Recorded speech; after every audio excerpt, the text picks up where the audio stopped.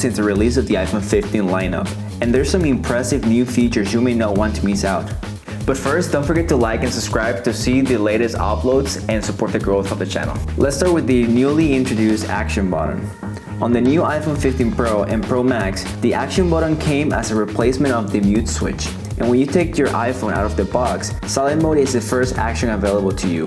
But if you go to settings, you can find the action button menu and you can select from silent mode, focus, camera, which is my go-to, allows you to quickly have access to the camera and video recording while long pressing the action button. You can also select in between photo to get access to the rear camera, selfie, video, portrait, and portrait selfie. Also, the action button gives you access to flashlight, voice memo, magnifier, and the most interesting one, shortcuts. Using shortcuts, you have access to a high number of actions, including quick access to any app of your choice. With the press of a button, you can have quick access to Apple Music, Instagram, Notes, etc.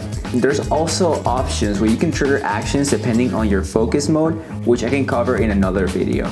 You may know by now that one of the most amazing features of the iPhone 15 Pro is the camera. But in order to use the full capabilities of the camera and take amazing photos, you need to enable these settings. When you take a photo with your iPhone 15 Pro, you will notice that you're just using 24 megapixels even though you now have access to 48 megapixel capabilities. But if you go to the settings and then tap on camera, you'll see a tab called formats. Once you're there, enable ProRAW and resolution control, and now when you go back to your camera, you'll be able to see a setting on the top right that says RAW Max. And when enabled, you can take incredible 48 megapixel photos that also can be edited later in Lightroom if you like. By shooting in RAW, you get wider dynamic range and far greater colors than if you take a JPEG photo, but they are bigger files. Also, if you press and hold where it says RAW Max, two more options will show up, RAW 12 and HEIF Max. RAW 12 is very similar to RAW Max but with a smaller file size, but between both of them, I honestly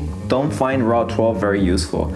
If I want to shoot a picture with a smaller file size and add some sort of filter or profile picture, I'd rather use HEIF Max instead, which still takes advantage of the 48 megapixels with a much smaller file size. Keep in mind, if you're looking into editing your photos later, you're better off using RAW Max. Also this year, you have the option of switching in between three main lenses for your default focal length. Now you can take photos using 24mm, 28mm, or 35mm on the main focal length. I find myself preferring the 24mm for most uses, but it'll be what you prefer best or what style of photos you're looking to get. Apple this year also introduced the addition of ProRes Log, which allows you to record more professional looking videos. Log footage also allows you to preserve image information in the highlights and shadows and give you more flexibility during color editing in post-production. LUTs, which are also known as lookup tables, allow you to quickly edit your log videos to the style of your choice. I started using this format recently on my videos, but I still have a lot to learn and give your videos a more cinematic look, but it requires a big amount of storage for long videos, which the camera app automatically displays once you enable this mode. That's all for today, guys. Don't forget to like and subscribe and stay tuned for the next upload,